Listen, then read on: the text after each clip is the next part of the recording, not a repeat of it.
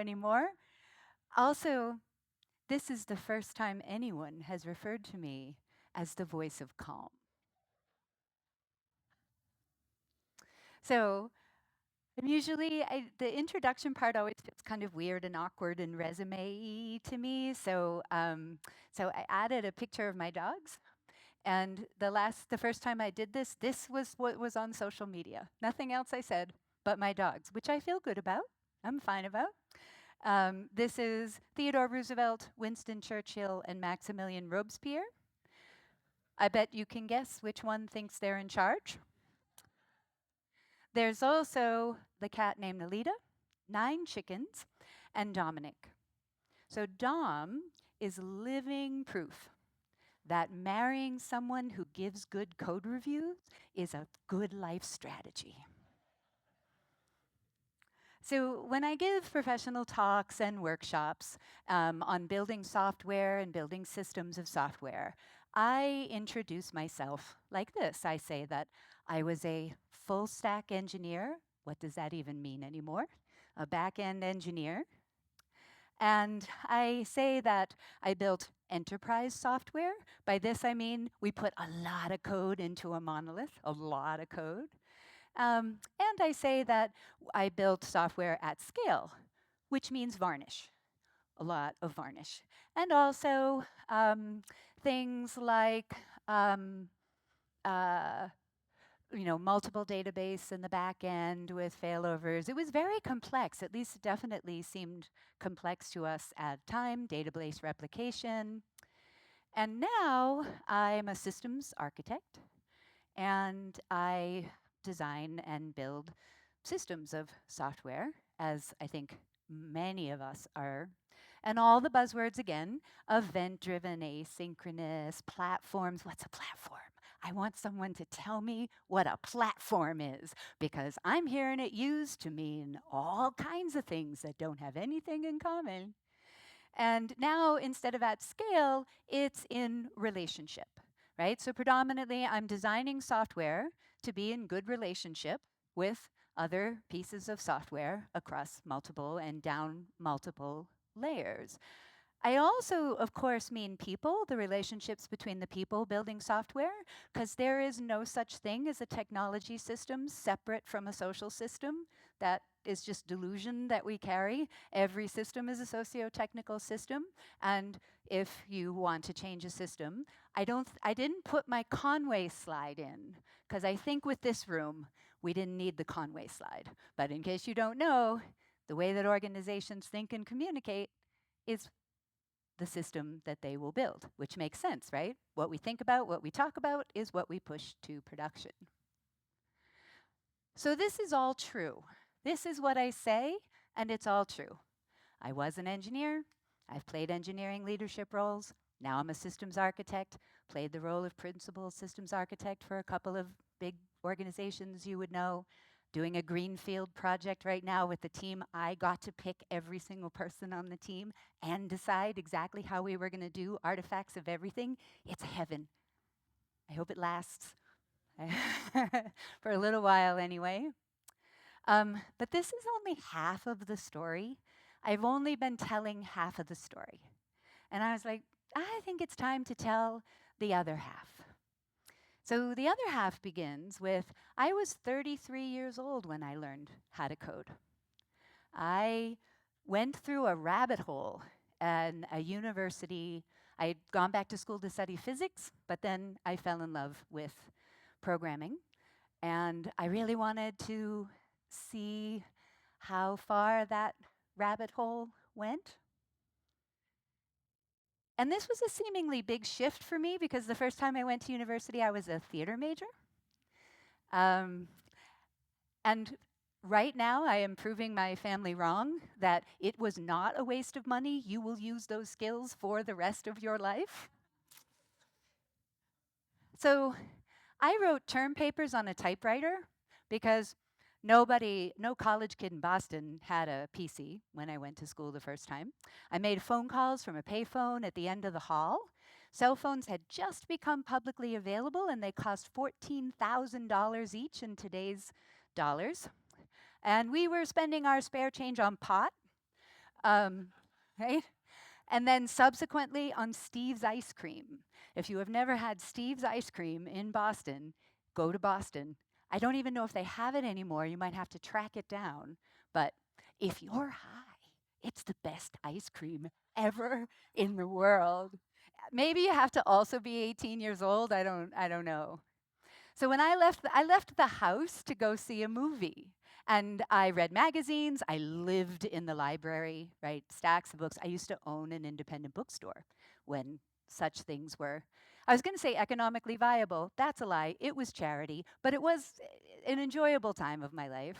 I mailed letters and I used paper maps and I stopped to ask directions from other human beings. Okay, that's a lie. I never actually asked directions, but you get the point. That was the possibility. So this year, speakers are talking about AI. Previously, we were talking about monolith to microservices, CRUD to events. At the beginning of my career, we talked about print to digital. At the beginning of my life, BASIC was invented. We have the equivalent of 20,000 years of change in my short lifetime. Might not seem short if you're on the young side, but I promise you it will always seem short. I don't know, no matter how. Um, the rate of technological change is exponential, though we like to think of it as linear. Even this very well-known design, I learned from QI, because I learned lots of things from QI. If you've never seen QI, it's a British show, and it's worth getting BritBox or whatever else you need to do to watch QI, especially now that Sandy Toksvig is the one who's in. She's awesome. Anyway, I digress. This isn't even how sapiens evolved. So, but we get the basic gist, right? So I don't love drawing attention to the fact that I'm an outlier in tech, right? You might tell from the not gray hair that I wear when I give talks, being a woman of a certain age. And one of the reasons that I don't like it is the mom test. I hate the mother test. How many times have I heard this bullshit, right? I was at a keynote last year. I was at a conference last year, and the keynote speaker made a comment about you need to help your mother with her little website. Half of the speakers were women, experts in the field, and most of them were moms. Are we still doing this? This is an article that quotes Flipboard's co-founder, Mike McHugh. He said, think about how the average person, the person who could benefit from technology but who isn't necessarily adept with technology, will respond. So if you had seen my son and I on Saturday afternoon, hunched over our Telnet clients, hunting trolls in Marentha, which is a multiplayer, fully text-based role-playing game. There were no pictures. You might not be surprised that I'm here. To people who would know, I was always really nerdy, but, didn't know to do this. Nowadays, our version of the mother test is my mother sucks at regular expressions. I do not understand why my son likes regular expressions. My son likes JavaScript, regular expressions, and coding on a Windows machine. I don't know what I've done wrong with my life. He's also very interested in security, so he will yell at me if I do anything. He still gets it in a little bit, right? Today is my son's birthday, which, right, is very exciting. Beware the Ides of March. I am living proof of this. And it's interesting because when I thought about giving this, I was going to ask for a show of hands of how many people in the room are under the age of 36. Usually, I give a conference to a room full of people who would have raised their hand. But I think we're good. I think we're all set. So I love my career because it's hard, right? And it requires constant learning. But the learning hasn't been the hardest part. So imagine the next time that you hear the mother test, how much informational, social, and technological paradigms have shifted around me in my lifetime. How much it takes to keep up with the rate of change to be standing here today, right? And that you'll have the same experience if you're not having it already. And if you are having it already, I don't think it's going away, right? Everything's a system challenge. Climate change is a systems challenge, right? And that we'll have to transform our thinking over and over and over again. Here's the problem. We don't learn. We don't learn. Like, I cannot tell you how people, teams, organizations, countries make the same mistake again and again and again and expect different results, right? This over time has been the harder part. So I've been able to architect a few big digital transformations, and the whole situation looked more like this, right, at the end. So why? When we have all this revolutionary technology, what's the iceberg we keep hitting? And so this is the iceberg model, and this is used very commonly in systems thinking, and we're going to use it today to explore some of the shifts that we're making or in the process of making. But the challenge is that we're always reacting to what's visible, to the events, to what's happening. Generally speaking, in organizations, a bug in production, you fix a bug in production, right? That we deal with what's at the surface without going deeper. So you might have seen this T-shirt. I love this T-shirt. And the enterprise transformation without the risk of culture change. And so I love it because this is really what most organizations have been expecting, right? But Pirsig says that the true system, the real system, is our construction of systematic thought itself, of rationality itself, right? We have made all this up, all of it. Agile, architecture, domain-driven design. Is Eric here? We actually have the person here who made up domain-driven design at this conference, right? Kubernetes, we made this up. Kafka, microservices, value streams, right?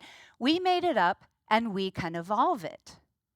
And he goes on to say that if a factory is torn down but the rationality which produced it is left standing, then the rationality will simply produce another factory. This was my experience with microservices. We went to conferences and we learned and we went from monolith to microservices, and 6 months later we're like, these are really tightly coupled because we were really tightly coupled. So we learned. We did it more, we did it again, and we got better. So we solve a problem. Here is one of my examples. Early in my career, one of the biggest challenges was increasing unknowns, right? You couldn't just put a Drupal instance in production and solve the whole world's problems with one Drupal deployment. And then, so we had increasing unknowns, and then later we throw away the solution. The solution for us at the time was Agile. Everybody hates Agile. Apparently, Agile is responsible for climate change. We hate it. So rather than evolve our thinking as we learn, which would be actual agility would be like, well, that was good then, but we know more now, and we need to change the framework to meet our emerging needs. So we are fully immersed in the systems age, and yet we have not sufficiently changed our mechanistic and industrialized thinking. We don't think in systems. And that is the number one cause of the failures, the hitting the iceberg. And all the Kafka clusters, I've just decided to put Kubernetes and Kafka in one short thing to all that stuff. LLMs, ChatGPT, they're not going to help us avoid the iceberg, right? So what will? So because I'm a systems architect syncing with all the ships, I became very interested in this. And this is what I figured out so far. And I want to say, though, what I love is we really don't know. We're all figuring this out together. This is why we come together. What will help us, right? Avoid the iceberg. So we're working on 4 levels when we talk about this. You are a system of thinking, right? Conway's law says that basically what people think and communicate will design the system. What you think and communicate is what you'll push to production. So if you want to push something different, you're changing your own thinking system. And then we are a system of thinking, meaning in this room together, your team, your family, whenever 2 or more are gathered to argue about which messaging system to use, they are a system of thinking. And we can change our system of thinking, and we can also invent systems of thinking.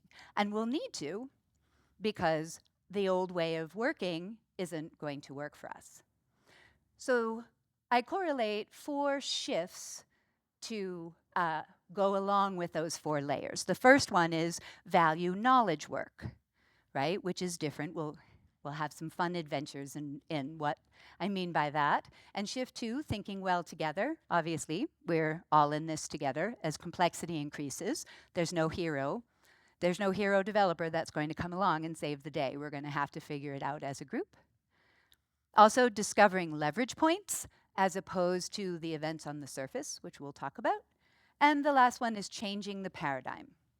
This is one of the most powerful things that we can do. It's relatively rare. You won't do that maybe more than a handful of times in your career, but it is aspirationally impactful. So the first one is knowledge work. So systems architecture is knowledge work, right? Building software is knowledge work. Software is encoding our knowledge using a programming language, right? So in my experience, though, we rarely approach our day-to-day activities as if it's knowledge work. And that is in large part because of Mr. Frederick Winslow Taylor. So he arguably, more than anyone, has influenced how we work. So Taylor became a foreman.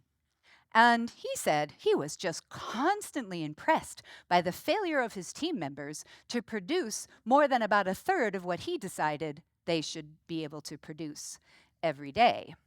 And so Taylorism, which is also called scientific management, became basically the paradigm, became, at least in the US especially. It's based on his observation that most workers who are forced to perform repetitive tasks tend to work at a slower rate, tend to work at the slowest rate that goes unpunished. So let me say this again. If you're forced to do repetitive tasks, you will do them slowly unless I punish you. So therefore, we need a system of management to deal with that problem. Apparently, though, not managers have this problem, just employees. He says that everybody's basically trying to trick their employers into thinking they're doing more work than they are. And so he called it systematic soldiering. So soldiering means that people will avoid work, and systematic means that they'll do the minimum amount of work allowable by an organization. So what to do about this terrible problem that we have? So Taylor had an apprentice, and his apprentice's name was Henry Gantt. So until the American Civil War, Gantt's family depended on slave labor. They owned slaves in the South.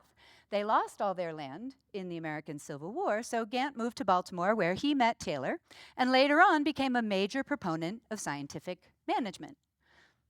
You have probably, is there anyone who has not seen a Gantt chart? Said that, yep. So they believed that management is knowing exactly what you want men to do and then seeing they do it in the best and cheapest way.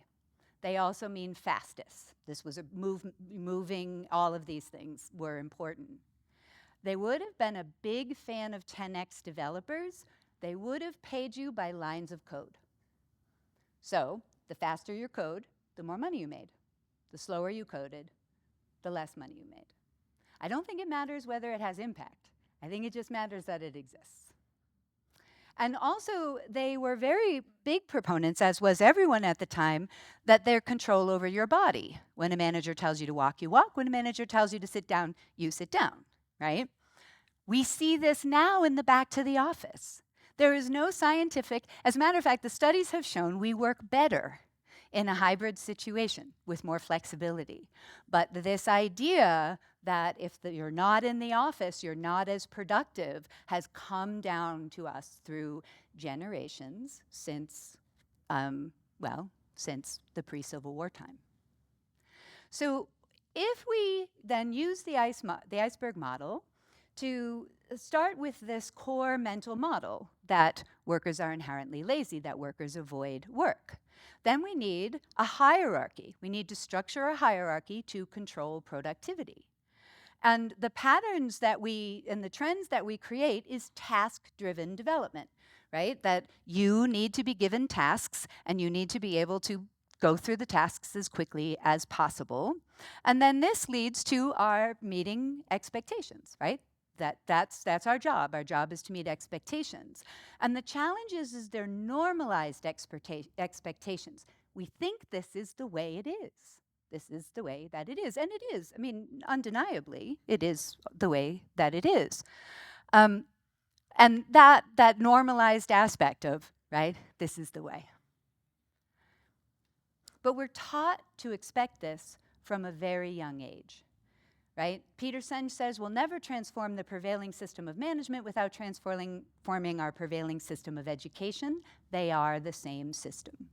If we had time for more history, which would be really fun, we would talk about Massachusetts and the pre-colonial days and how it ended. But basically, education mostly is designed to feed the system of workers. Thomas Jefferson was a big fan of educating not just wealthy boys, but other people. But he had very derisive opinions about the other people. Basically, he was like, maybe out of that garbage, we'll find a couple of bright people. So there was a tremendous amount of classism, even there was a tremendous amount of classism in the early US, but in even just educational access, right? Once girls went to school, for a long time, they had different curriculum. Was anybody in school when girls went to home ec and boys went to shop? Right? That was true when I was a kid. Girls went to home ec and boys went to shop. I wanted to use the power tools, so this was a real problem.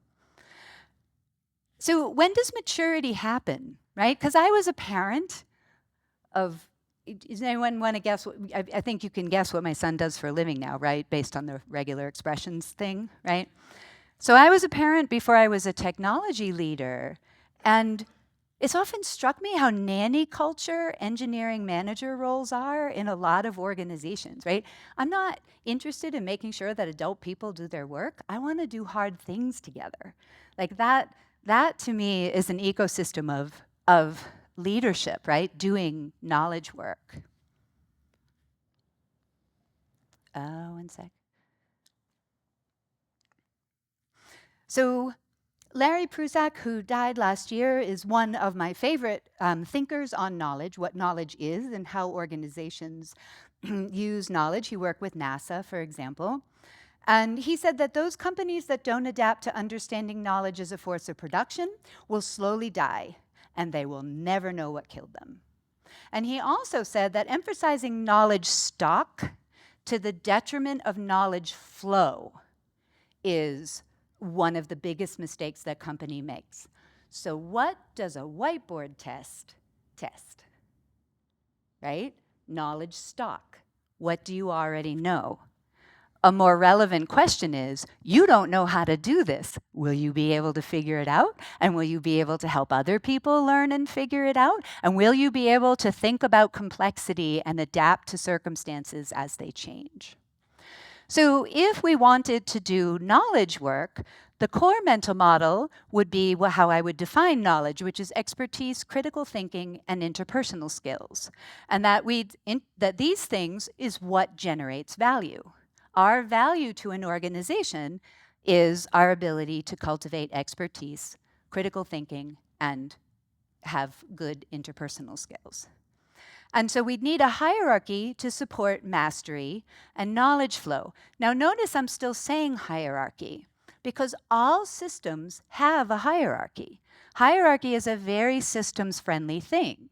But in a system, the higher level in the system is all about, paraphrasing non-system thinking language, making life good for the lower level activities, right? It is about creating an ecosystem in which the lower level activities can scale and thrive. It's not about command and control. The best systems function without need for centralized executive control. So we're kind of doing it wrong in that way if we want to design systems. And this would lead to patterns that create initiative-driven development, and meaning we understand what we think we need to do or think about or care about, and then we can work together, and including inventing our processes or following tried and true processes to be able to do hard things together. And what ends up happening is that every day you work, you increase your value, because you gain experience, you gain expertise, you've tested your critical thinking. I don't know about the interpersonal skills. My basic rule is no biting. Like, when I go to a meeting, no biting, right? And I still kind of have to work on the responding well rather than reacting part. But I do feel like that's a win every time I'm in a challenging situation. So the second shift then is to thinking well together, right? Knowledge work means doing it together because there's too much complexity for things to do things on their own. Also, if you saw my design skills, you'd know no designer ever let me design anything, and they shouldn't. I also write artifacts that I think will speak to business people, and then business people go, geek, geek, geek, geek. I don't know what this means. Like, so I get help to help translate what I think is already perfectly understandable. Right? So I'm going to tell you about the beer game, because we learned something essential from the beer game. So the beer game was invented by Jay Forrester, who is basically a pioneer for us in terms of systems thinking. Was a professor at MIT, did a lot of research engaging with organizations, and he invented the beer game. So this is what the beer game would be. Has anyone ever played the beer game? No? Okay. You have? Yeah. Oh, good. Spoilers. Sorry. Okay. Well, in that case, you get to be the craft beer guys then, people, right? So we'd split into 3 groups. You have come up with this incredible craft beer. It tastes awesome. You're probably from Austin, and you ride a fixie, and you've come up with this great beer. You, I'm sorry to say, you're the distributors, which is kind of boring, but you make the most money, so that's good for you. And then you own a cool little retail store, and you sell only craft beer because you also live in Austin and are total beer snobs. So what happens is you have a form, right? You give them a form. They give the crafters a form. You take in forms, and then you plan ahead your manufacturing, right? So then Taylor Swift at the Super Bowl has the beer in her hand. Does everyone know what the Super Bowl is? I once gave a talk, 200 people, and I said, who's playing tonight in this very important game? No one knew. So I put up a picture of Tom Brady and Peyton Manning. No one knew. And then someone said, the Patriots and the Colts. And I said, yes. They said I Googled it. Right? And then somebody else said, on Twitter said, Twitter, Hannah Gatsby made a joke recently. She said, Twitter, I am going to dead name that chum bucket. And I love that quote. Like I'm like keeping it. I want it on a T-shirt. Sorry, that just burst out of me. It was very funny. She's also hysterical. If you've never seen her, she's like the funniest female I think ever in the history of the world. Anyway, back to the beer game. Okay, so Taylor Swift at the Super Bowl holds up the beer, and suddenly everybody's coming to you because they want the beer, because Taylor Swift had the beer at the Super Bowl. Okay, go. This is it. This is the beer game. If you're in person, you have little cubes. If there's apps, somebody wrote apps and they charge you like $500 for access to it. I wish I'd thought of that. Here's the thing. From college kids to CEOs who run distributing companies of trucking or whatever, they almost inevitably always fail the beer game. They always fail the beer game. And it's really easy to win the beer game. So they lose the beer game because they try and order from you, but they are worried. So they've ordered twice as much. Now you have twice as much, but you're communicating with you. And you cannot, build new beer making machines? I mean, beer takes time, right? And you have to get stuff and source stuff and have arguments about the labels and colors and fonts and things like that to, there's a lot happening. So you get more anxious and do more wrong things that then you do more things. And in the end, people end up with a warehouse full of beer that they can't sell because people have moved on because now Taylor Swift is drinking something else now, right? And the thing is, they can win this if they just created a visible system of communication. So you understand delay times, you understand they're communicating, but that's not what happens. People hoard and the whole thing falls apart. This would be a great lesson in and of itself. Except that's not the biggest lesson of the beer game. The biggest lesson of the beer game is blame. When I ask you, what happened? Do you say, we couldn't speed up production enough? No. You say, they're assholes. That's what you say, right? And then I ask you with this, and you're like, digital systems, whatever. You are like, the whole world is against me, and nobody likes small business, and it's the deep state. I don't even know now what we're supposed to blame. And that's not even the worst part. The worst part is they blame the wrong things, and they're very, very certain. Someone who owned a distribution company when Peter Senge did this ran out of the room. Then he came back, and Peter asked him, what happened? He said, I just called HR because we were firing the Western regional manager because we thought it was his fault that things were going wrong. But now I understand it's a systems problem. So right now, I guarantee you are blaming something for problems at work, and you're wrong. Because we all do it. There's no avoiding it, right? And your organization is blaming wrong things, and we need to shift the pattern. So this is an improv team. Whose line is it anyway? Is there anyone not familiar with improv? Because I'm happy to explain it, but if we all know, I'll just dive in. Okay. So an improv team is a successful generative system, right? So my experience of doing and teaching improv has been surprisingly valuable in my career as a systems architect. The core rule is yes and. We would warm up with it, like Simon says. Like if we were doing it, I'd say, everyone raise your right hand, and you'd go, yes. And then I'd say, everyone raise your left hand, and you'd say, yes. And then maybe Jess says, everyone flap your arms like a bird, and you would do this. This is how we warmed up. Now, we warmed up this way because when you go out on stage and somebody does an action and you say, oh, I don't think that'll scale. Why are we doing that in Python? We really should be, I think it should be in Go. And, this is what I think, change my mind. The scene dies. It dies a horrible, loud, terrible death. If you've never experienced it, I hope you never will, right? But the same thing happens in meetings where we don't bite anybody, right? If someone refuses to engage, you can't think well together. And usually what we're contributing, thank you, Paul. Usually what we're contributing is our opinion. We have lots of opinions. I think we come into this industry because we need a place for our opinions to grow and thrive. I love them. I love talking about opinions, but it's insufficient, right? As knowledge workers, we need to also contribute the reasons that convinced us about whatever our idea, action, recommended is, right? That we have to improve the flow of reasoning. Let me follow you to your conclusion. How did you arrive at a giant database in the middle of an event-driven system?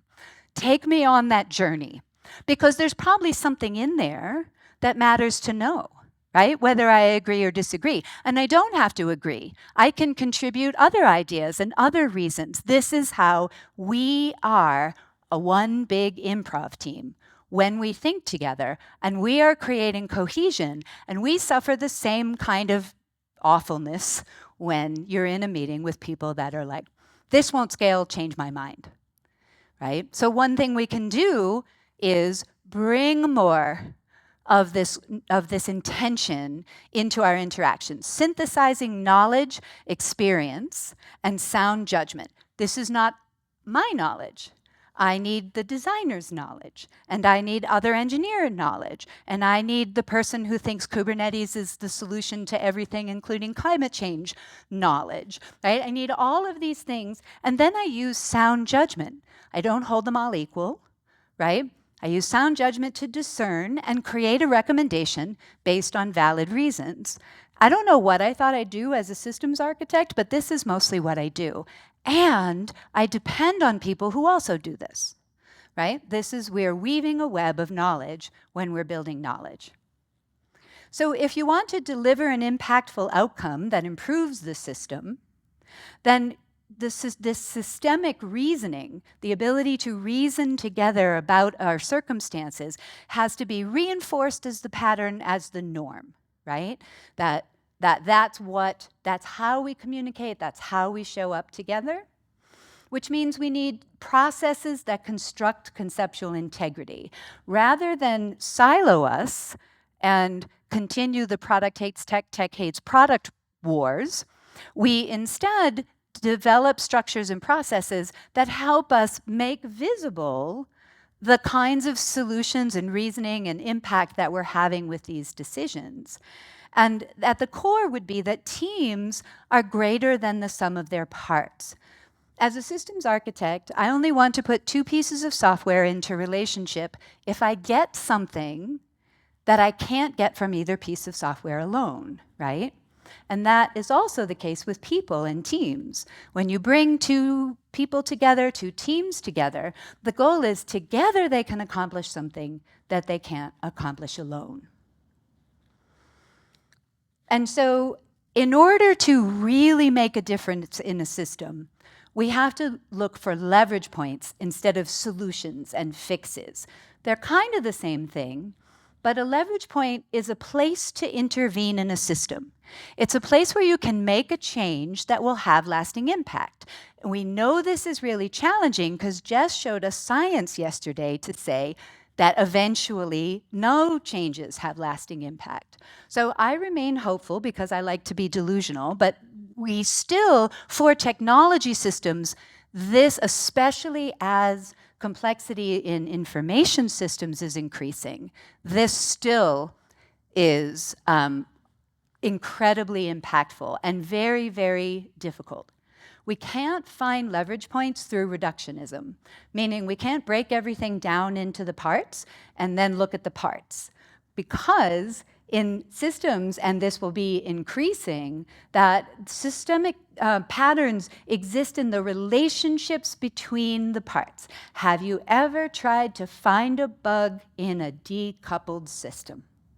Right? It's in caching. If it's in code, it is your lucky day.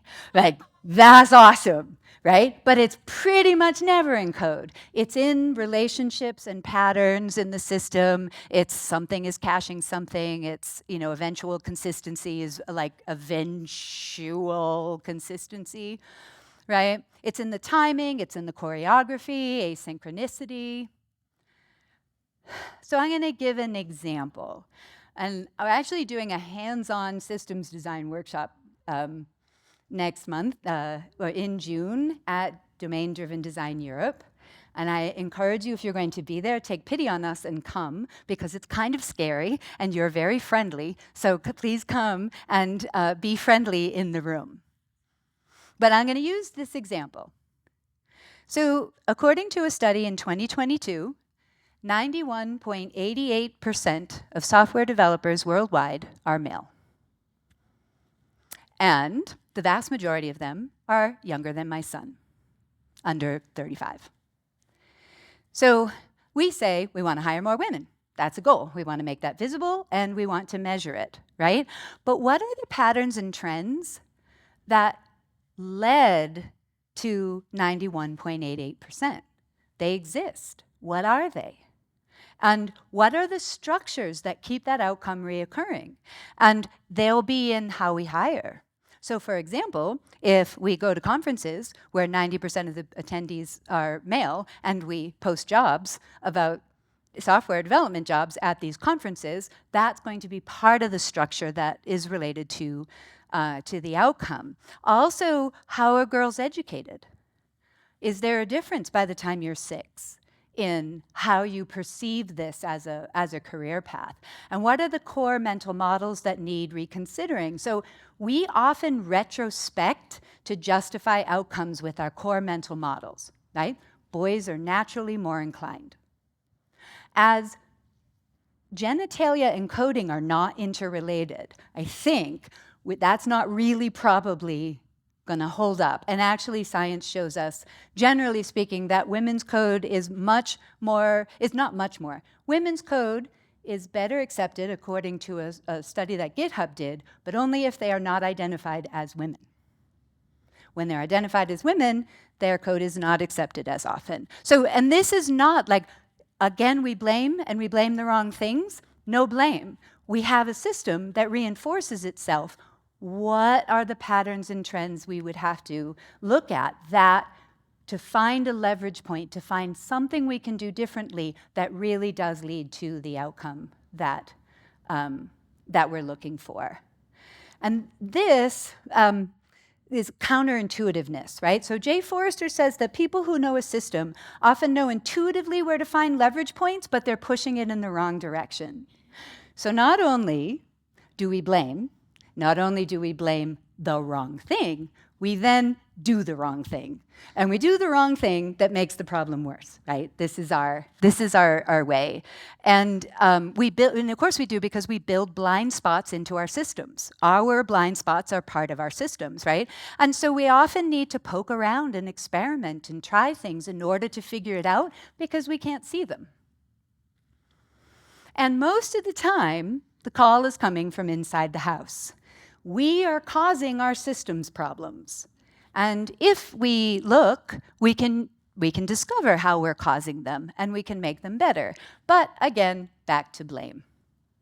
So if we understand that the most valuable change is a leverage point, and then we would have processes that evolve our ideas and uncover our blind spots, meaning that we put an idea out, we see what happens, and then we pay attention to impact, which means that we reinforce pattern thinking skills, right? Not strictly linear skills, but also the ability to think about patterns in a system.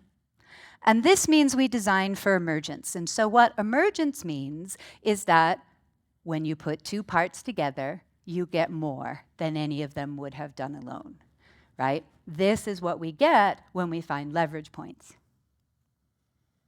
So I love this joke.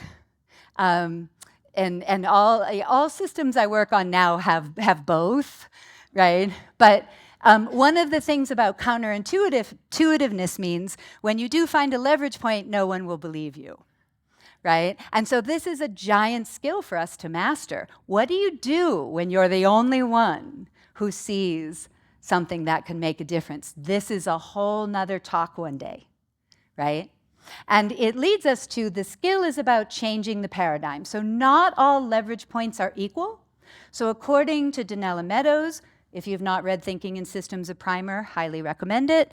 The most impactful leverage point is to change a paradigm. So what is a paradigm? A paradigm is the mindset out of which the system's goals, power structures, rules, and culture arise. So you can see tech is a paradigm, right? Our tech industry is a paradigm.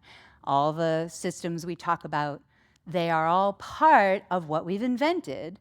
And our goal is to be able to keep the flexibility to change paradigms. And it's important to remember, no paradigm is right? Even when we cling to them, even when we love them, even when they're our favorite, they're not necessarily right. So therefore, when we know that, we can choose whatever one will help us achieve our purpose. This is to the point of one learning team is not the same as another. You can't just do what Netflix does. Same thing in paradigm shifting. you can choose structures of thinking that help you get where you need to go. Okay, and my time is up, so I'm going to read this. But then, if it's okay, I'm going to be rude and take an extra minute or two to tell you about my book, because I'm really excited about my book. Is that okay, Paul? You're not going to say no, right? I mean, I put you in this terrible position. Like, get off the stage! Oh, the hook. You could do the hook. Ah, that would have been fun. So let's say we want to do hard things together, right? Let's say that's our goal, right? Then we need agility, adaptability, diversity. So healthy systems have diversity. The McDonald's model might be successful from a capitalistic point of view, but from a systems point of view, it's a nightmare, right? The trash and the medical thing, like all the things that go along with that system, and they're evolving. And this means we need to make impact visible and considered, right? We need to see what actually happens in the paradigms we choose, and then our core mental model is we can evolve our thinking. To quote Jess from yesterday, retrospective is our most important ritual, right? That is what will help us. If you change one potential paradigm today as a result of hearing the talk, this is the one I hope you'll change, that you are not a cog in the system, you are the system, which is what Zin said yesterday. So I actually had the slide before she ended the exact same way, but now I feel like I'm in good company. Okay? Okay, now about my book. Want to know about my book? Hear about my book? Okay. Oh, wait, you were going to clap. Go ahead and clap. That'll be fun. Yeah.